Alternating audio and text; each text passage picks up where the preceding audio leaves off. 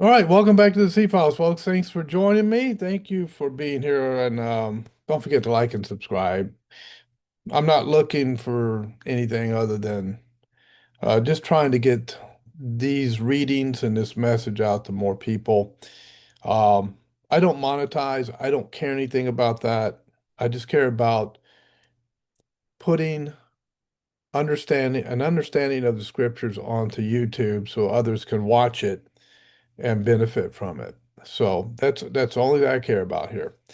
All right, we're going to be in Genesis 25 and Abraham's death and his descendants.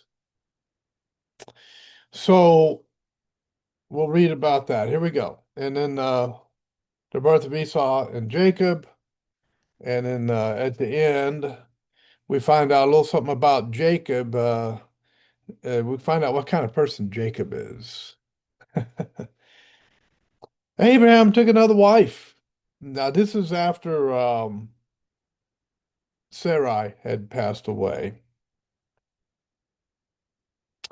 And so I think we read about that before. So Abraham took another wife whose name was Keturah. She bore him Zimron, Jokshan, Medan, Midian. So you've heard about the Midianites. That's where they come from. Ishbak and Shua. So Joksan fathered Sheba and Dedan. And those are you'll hear those names come up again later in Genesis. The sons of Dedan were Ashurim, Let Ushim, and Leumim. Leumim. I'll get it right. Leumim. The sons of Midian were Ephah, Epher, Hanok, Abidah, and Eldah. You say, why do we need to go through all these names? Because some of these names you're going to see later on in scriptures, and you're going to have to go, who's the Midianites? Who's the Jebusites? Well, these genealogies tell you who those folks are. Or you can go to the Bible Illustrated Dictionary and look them up. But it's better just to read the entire counsel of the scriptures and learn from the scriptures. All right.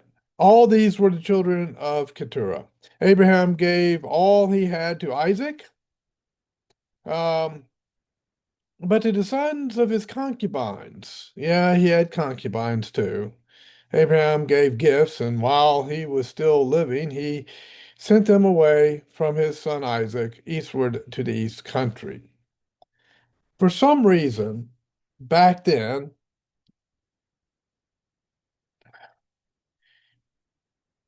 well, it's the progressive revelation of God. Let me put it this way. Because God had not instructed them fully yet, that was going to happen over several thousand year period of time. Um, they had multiple wives. Sometimes they had concubines other than their wife.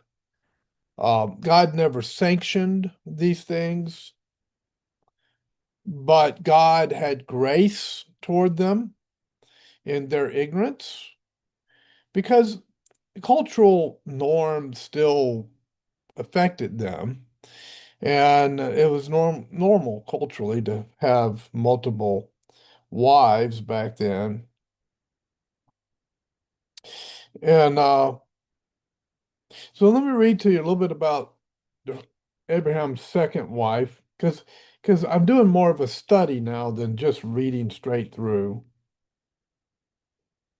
Um, Now let me start with this, the death of Abraham. These verses form the final part of the narrative that started in 1127. To complete this major section of Genesis, some additional information is provided by Abraham, including the report of his death and burial. The details, most of which are secondary importance, are included for completeness. Now, Abraham took another wife. Only minimum information is given. regarding Abraham's relationship with Keturah. Like Hagar, he has the status of a concubine.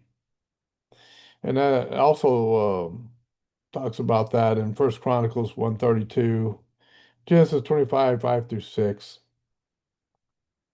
No indication is given. Let me get this light on here a little bit better. There we go. Um, no indication is given as to when this relationship was established. It possibly existed before the death of Sarah, but this remains uncertain. Reflecting the culture of the ancient Near East, it was not unknown for men to take second wives, but this was usually an action of those who were wealthy. The precise status of the second wife could vary. Depending on the nature of the relationship, she might be the maidservant of the first wife, like Hagar. And so, yeah, that was a custom back then. It's not one that God approved of, though. But God had to, over time, teach us his ways. And it takes time. Because of the fallen nature of man, we're kind of thick-headed. And if you don't think people are thick-headed, look around you today. They come up with every kind of excuse there is not to believe this book. Um, 25, 5 through 6. These verses highlight Isaac's position as Abraham's main heir by noting that Abraham gave all that he had to Isaac, and the sons of Abraham's concubines were sent away. Concubines probably refers to Hagar and Keturah, who both bore Abraham children, although neither woman shares the status of Sarah, Abraham's first wife. Why? Because she was chosen of God to have Isaac, the son of promise. The term concubine may give the impression that no formal relationship existed between Abraham and these women, yet since their sons are publicly recognized as Abraham's children, some type of formal relationship evidently existed. In Judges 19:9, the father of a man's concubine is designated as his father-in-law, suggesting that a form of marriage has taken place between the man and the woman. But the sons of Hagar and Keturah are clearly distinguished from Isaac. So there you go. I mean, the Bible is very, very honest and straightforward, and the Bible doesn't try to hide anything. It doesn't. It just tells you how it is. And that's why people have objections to things that are in the Bible because it triggers them. It messes with their sensibilities. It doesn't apologize for telling the truth. It just says this is what happened, and this is how it was. So our culture today really has a hard time with that. They do. But those who are the sheep of Christ will hear his voice. And those who are not the sheep of Christ will not hear his voice. I mean, it's really that simple. Abraham gave all that he had to Isaac because he was the son of promise. But to the sons of his concubines, Abraham gave gifts, and while he was still living, he sent them away from his son Isaac eastward to the east country because they could not mix together. The son of promise could not mix with the sons of the bondwomen. You say that's cruel. That's just a cruel thing. No, that's God's design and plan. Can the wickedness of hell share space with the holiness of heaven? No, obviously not. Well, this is a symbolic view of that kind of separation right here in Genesis 25. That doesn't mean that God would not bless those other nations that came out of Abraham's loins. Yes, he would. The whole purpose of Isaac being the son of promise was to bless the other nations through the seed of Abraham, through the seed of Adam, through the seed of the woman, Eve, that seed would crush the head of Satan and then bring salvation to the nations. And that seed is Jesus Christ. So if you mixed the sons of the bondwoman with the son the of the son of promise, what you have done is you have taken away the only means by which mankind, men and women, the two genders of mankind, could have a restored relationship with God. So, which is more cruel? Trying to be sweet and nice and kind to the sons of the bondwomen, or bringing a renewed relationship, a reconciliation to God, to all the nations, and blessing all the nations. I mean, you can't have it both ways. Evil cannot mix with holiness, period. Abraham gave all he had to Isaac. I read that. Okay, let's go to verse 7. These are the days of the years of Abraham's life, 175 years. I'm 65 years old and I'm feeling it already. And I don't, if I live another 20 years, I will count it a great blessing of God. Um, but I guarantee you in 20 years, I am not going to be in as good a shape as I am now. So 175 years, that's incredible. Abraham breathed his last and died in a good old age. An old man and full of years, and was gathered to his people. Isaac and Ishmael, his sons, buried him in the cave of Mishpelah in the field of Ephraim, the son of Zohar, the Hittite, east of Mamre. Now, those of you who are complaining about the names of genealogy, okay, tell me who the Hittites are. Oh, you didn't like the genealogy that told you who the Hittites were. Who are the Hittites? I'm gonna leave that one out there. You guys go research it. Um, let's take a look at the cave of Mach Machpelah that Abraham purchased.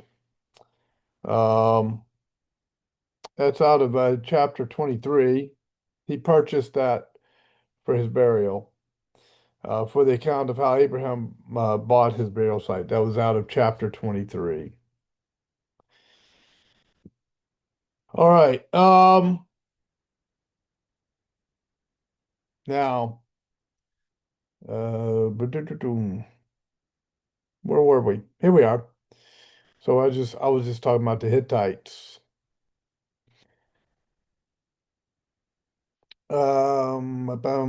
Okay, there Abraham was buried with Sarah, his wife. So remember, Sarah was buried in that same cave. So he was buried with Sarah.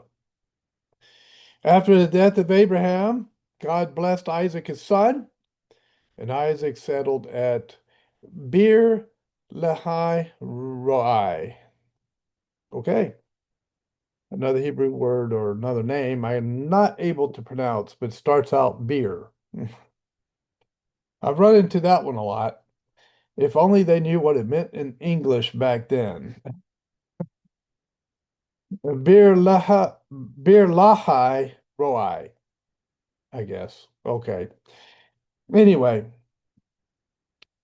somebody's going to read that and go, see, there's beer in the Bible. I'm going to go, oh gosh, give it a break. These are the generations of Ishmael. So here comes those generations, Abraham's son. Well, why would God talk about Ishmael? Well, because these things are important, and it's going to give us more in Scripture. When it comes to the book of Acts, when it comes to the first century AD, these same nations, many of them that came out of Ishmael, are going to be blessed greatly by God. Through Muhammad, the final prophet? No, he didn't come along till the seventh century. Well, the sixth crossing into the seventh century. No, by Jesus Christ. They were being blessed by Jesus Christ. They were being blessed with salvation. They were being blessed with a renewal back to God, a reconciliation back to God. These are the generations of Ishmael, Abraham's son, whom Hagar, the Egyptian. Now, she was Egyptian, Hagar was. Um, Egypt was obsessed with death. Remember the mummifying of the kings and the pyramids and all of that. Egypt was the land of death, the land of sin. And Hagar was Egyptian. So there's your symbology. We die because of sin. So the son of death, the son of sin, could not be the son of promise. These are the generations of Ishmael, Abraham's son, whom Hagar the Egyptian, Sarah's servant, bore to Abraham. Then so Sarah's servant, there's a reason for the bondwoman. All right.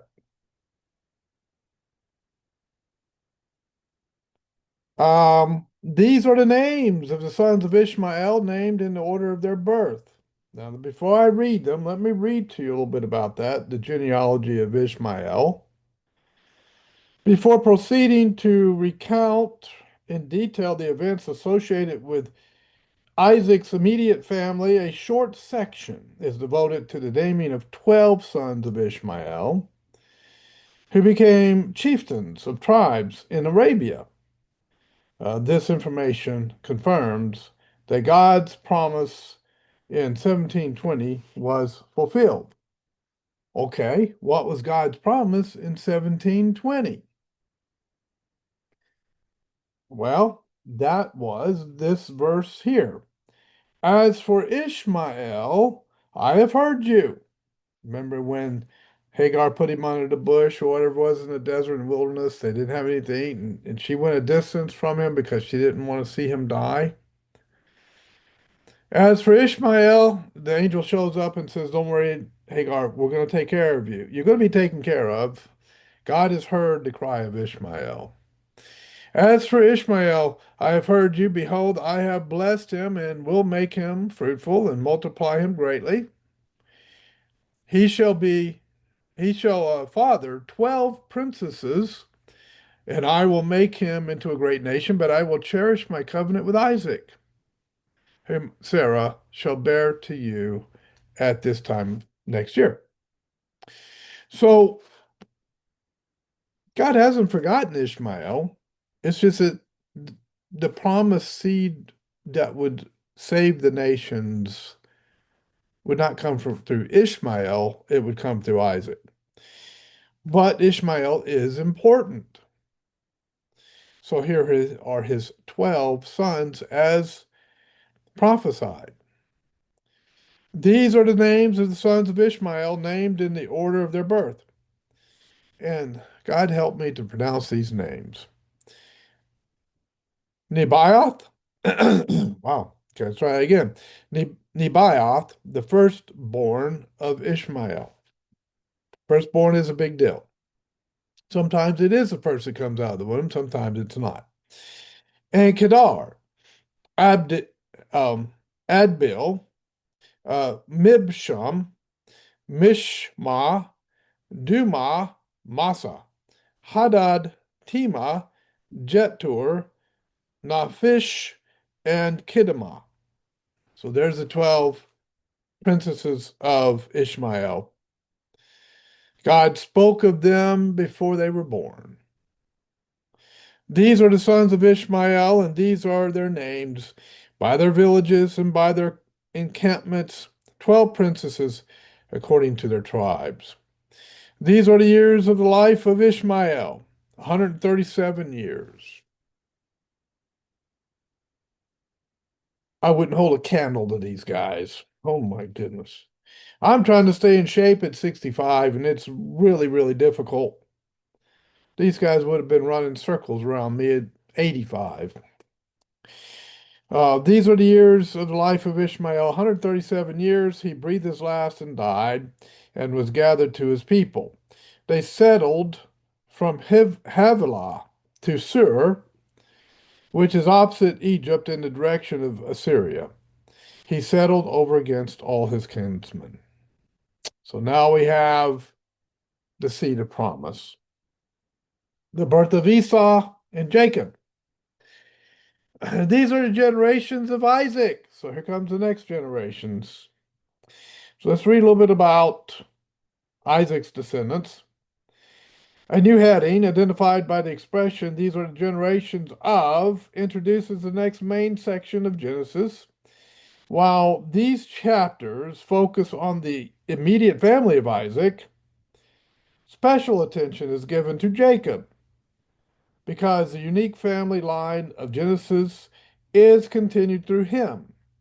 This section of Genesis has been skillfully composed through the use of particular themes and through the structural arrangement of the material into a mirror image pattern.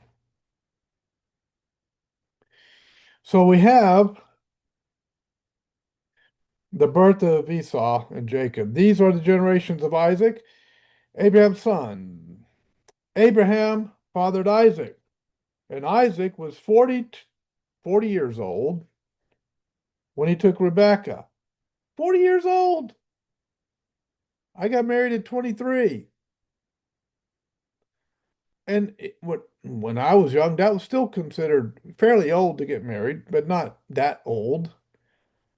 That's about the time. See, if you graduate high school at 18, so 19, 20, 21, 20, you've just graduated college at 23. Me, I was in the military, but nonetheless, 23 years, he was 40 when he first got married. Difference, isn't there? There's a difference between now and then. That's the thing to take from this. It's to remember that we're talking about a different culture and a different people. Well, people that lived in a different way than what we live today. So, one of the things we tend to do when we're looking in scriptures is to judge the scriptures by our culture and our day, rather than reading them in the context of their historical, well, reading them in their historical context. That would be the way to say that. So, we should do that. These are the generations of Isaac, Abraham's son. Abraham fathered Isaac, and Isaac was 40 years old when he took Rebekah, the daughter of Bethuel, the Araman of Paddan Aram, the sister of Laban. We'll hear from Laban again later on. He was a character. The sister of Laban, the Aramean, to be his wife. And Isaac prayed to the Lord for his wife because she was barren. Huh. Wow. Huh. Like Sarah was barren. During this time, if God doesn't let you have children in your young age, he might be setting up a miracle. Just saying. All right. Um, so then but she was barren, and the Lord granted his prayer. And turn the page. Rebekah, his wife, conceived. The children struggled together within her, and she said, If it is thus, why is this happening to me? So she went to inquire of the Lord, and the Lord said to her, Two nations are in your womb, and two peoples from within you shall be divided. The one shall be stronger than the other, the older shall serve the younger. You go to Romans 9, the Apostle Paul talks about this very event in Romans chapter 9.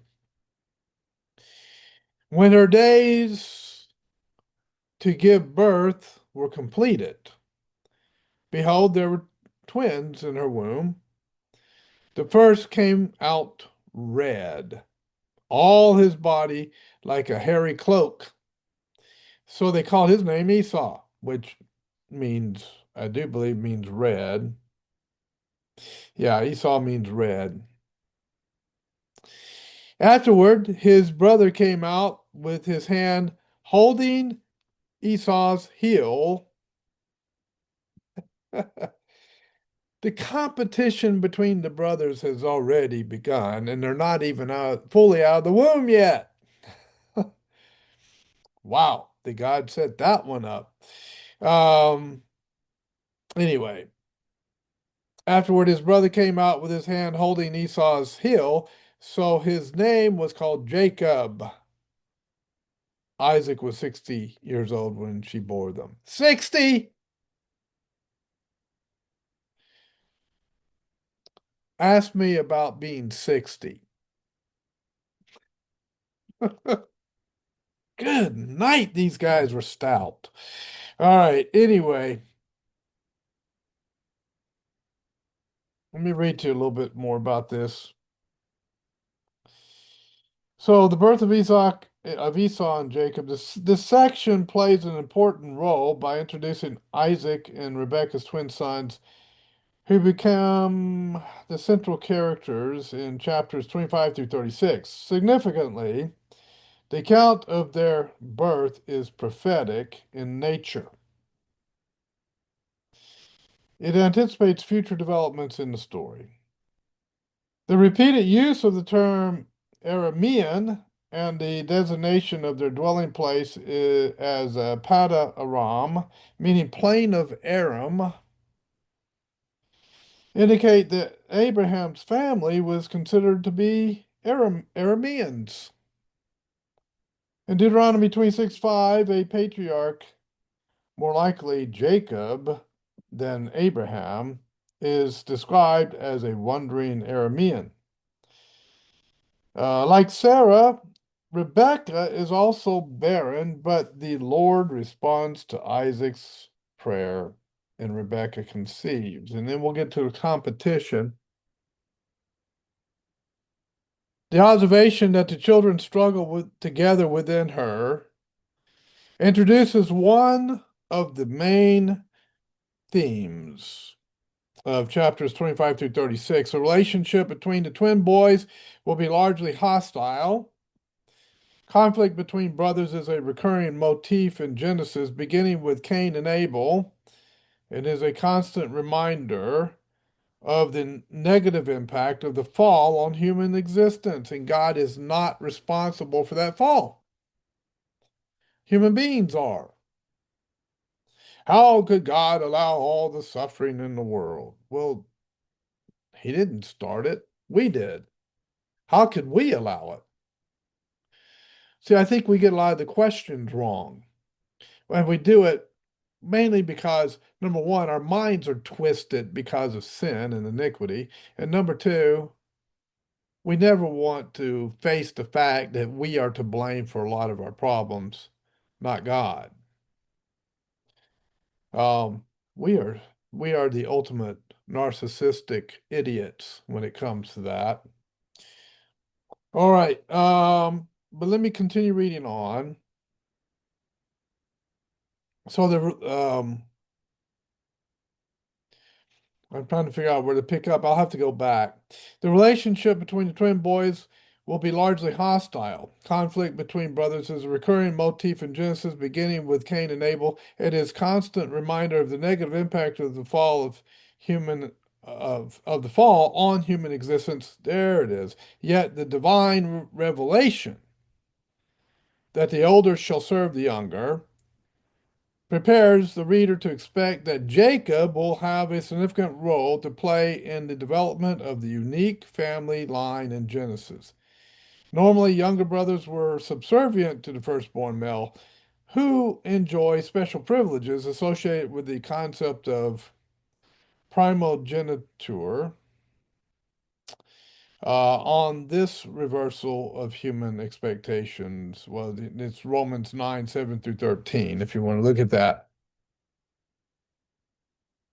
Why did God choose Jacob and not Esau? I don't know. It's according to God's pleasure. He makes those choices, we don't.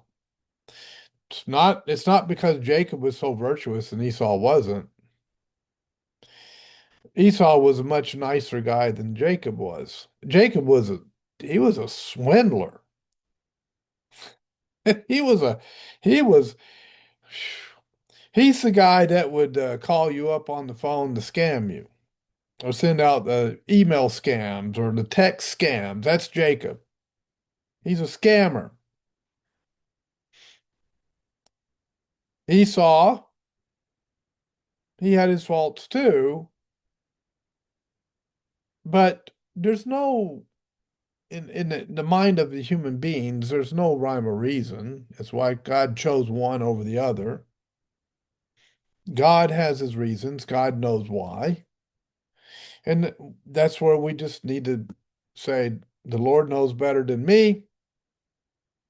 We'll go with what God says. So out of verse 26, where Jacob grabs onto Esau's heel, and it says that his name was called Jacob. The name Jacob not only resembles the Hebrew term for heel, but also has the connotation of deceiver. To grasp someone by the heel was apparently a figure of speech meaning to deceive. The motif of deception appears in a number of episodes associated with Jacob. Isaac was 60 years old. The twins are born 15 years before the death of Abraham, so they did know their grandfather, which is recorded in verses 7 and 8, chapter 27 and 8. Occasionally in Genesis, for specific reasons, some events are narrated out of the chronological order, as Esau selling his birthright, which we're going to get to in a moment. Um, so when the boys grew up, Esau was a skillful hunter, a man of the field, while Jacob was a quiet man, dwelling in tents. Isaac loved Esau. Well, yeah, he was all boy, right? That's why Isaac liked him. He was all boy. Jacob was probably more like his mother, and so she favored him. Um, and where are we? Okay. So, yeah, Isaac was a quiet man dwelling in tents. Isaac loved Esau because he ate of his game, but Rebekah loved Jacob. Once, when Jacob was cooking stew, Esau came in from the field and he was exhausted. And Esau said to Jacob, "Let me eat some of that red stew, for I am exhausted." Now, me personally, if my brother, and I do have a brother, if we had been in that situation, I would have given my brother stew to eat, okay? Because I love my brother, and I wouldn't let anything happen to him like that. That's me today in the 21st century. But yeah, things were a little bit different back then, weren't they? Um, Jacob was out for himself. Watch what happens. Therefore, let's see, where am I? Yeah, Esau said to Jacob, "Let me eat some of that red stew, for I am exhausted." Therefore, his name was called Edom. Remember the Edomites? They came from Esau. So when you read about the Edomites later on in scriptures, remember they came from Esau. Jacob said, "Sell me your birthright now."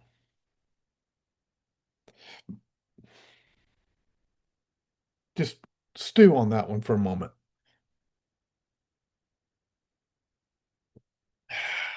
Pun intended.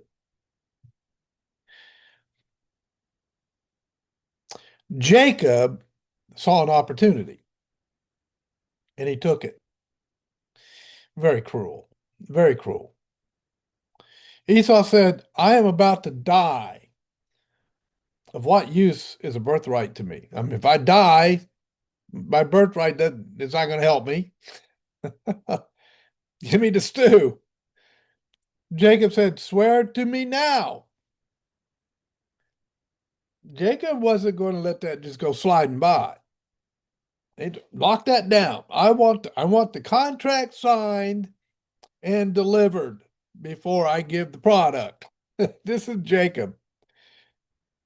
Wow. That God's going to teach Jacob some very, very hard lessons because of this. Jacob said, "Sell me your birthright now." Esau said, "I am about to die. For what use is a birthright to me?" Jacob said, "Swear to me now." So he swore to him, signed the contract, and sold his birthright to Jacob. Now, who saw that? It was just Esau and Jacob there. Were there any family members to witness it and to sign as witnesses on that contract? No, but God saw it. And we always have to remember that God sees everything we do. And that's a scary thought, isn't it? Because we do things that are embarrassing sometimes. Jacob said, "Swear to me now." So he swore to him and he sold his birthright to Jacob. Then Jacob gave Esau bread and lentil stew, and he ate and drank and rose and went his way. No, oh, thank you, brother. I appreciate that stew. You really saved my life. Nope, he just got up and rose and went his way. It doesn't seem like Jacob and Esau had a very good relationship, does it? Thus Esau despised his birthright. Let's read a little bit about that. Um, Esau sells his birthright. The episode centers on Esau's dismissive attitude toward his birthright. Think about that. Esau never really, probably didn't care that much about it, although he did have an issue with it later on when he lost it. While Jacob may be criticized for exploiting his brother in a moment of weakness, yeah, he could be. Esau is indifferent toward his firstborn status. Yeah, let it go that easy. He does not grasp the significance of all that God has promised to fulfill through the unique line descendant from Abraham, of which he is the natural heir. But Jacob did. Jacob got it. Jacob understood the importance of it. And that's why he wanted to use his fleshly means to gain it. The contrast between Esau and Jacob is reflected in their personalities. The manlier, outdoor-oriented Esau is loved by his father, whereas the quieter, domesticated nature of Jacob makes him his mother's favorite. And in verse 30 in Hebrew, the name Edom is similar to the word red, the Edomites. Then we have the Nuzi texts from the 15th century BC in Mesopotamia give evidence for transferable birthrights, mentioning one particular case in which a man sells his birthright for a sheep. Thus Esau despised his birthright. Esau was contemptuous of his special firstborn status. On the basis of this, Hebrews 12:16 describes Esau as unholy. He didn't take the passing on of the blessings of God seriously. As Christians, we should take the passing on of the blessings of God to our children very seriously.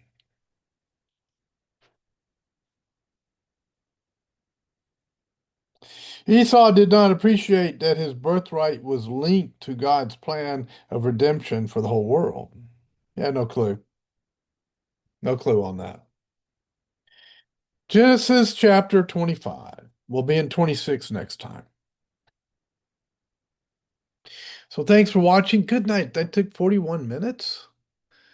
Golly, I got to do these quicker. All right. Anyway, God bless. I'll see you next time here on the C Files.